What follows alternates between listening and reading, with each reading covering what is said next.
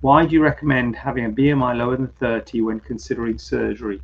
Um, there are a couple of reasons, and the first reason is that the complication rate is lower with a lower BMI.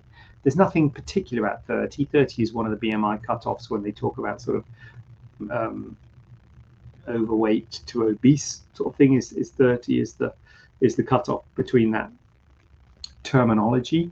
And when they've kind of done clinical studies, you kind of have to have a point where you say, look, the clinical, you've got to group people into two groups.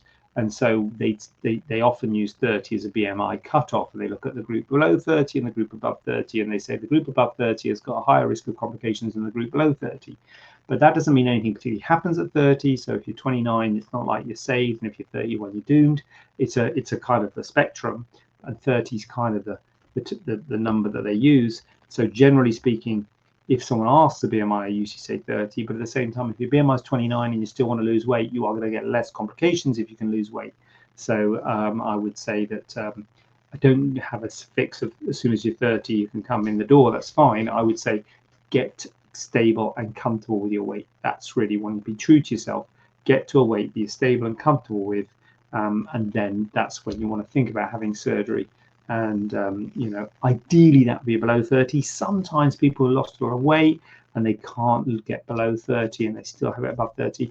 And so those sorts of patients, personally, I would offer them surgery. I know a lot of surgeons wouldn't, but I'd certainly talk to them about surgery, although I would highlight that they have got a higher risk of complications. But it's something you could consider. So the complications is one reason to recommend having BMI below 30, and the other reason to have a BMI below 30 is because you're going to get a better result.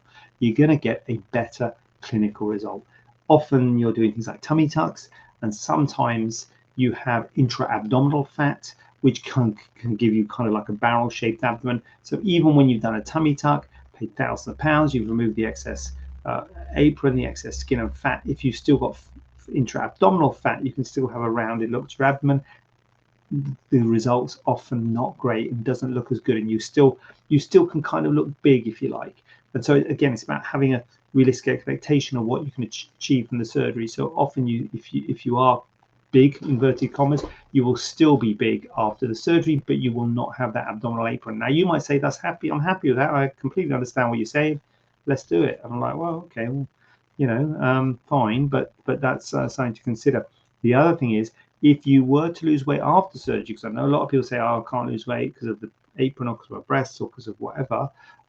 If you then do your breast reduction or your tummy tuck or whatever, and then they're able to lose weight afterwards, and I completely understand how it is difficult to lose weight if you are carrying a lot of weight in those areas. But then if you lost a significant weight afterwards, then your breast might droop, your tummy might sag, so you might have extra skin in your tummy or your breast, because the reason you need the surgery in the first place is because of either weight loss or having children, because both those things stretch the skin. So putting on weight stretches the skin, and then when you lose the weight, the skin doesn't recoil. So you might have a bit of hanging skin on your tummy, a bit of hanging skin on your breast if you lost a significant weight after surgery, which would be a bit annoying if you spent a lot of money on a tummy tuck or a breast lift or a breast reduction to try and make the skin as tight as possible, and then you lost weight and then you had redundant skin. So you got less risk of complications and a better clinical result if you can lose weight and before surgery and be stable with it and comfortable with your weight, ideally below 30. But as I say, even if it's below 30, if you want to be lower than that, then keep going before you have the surgery.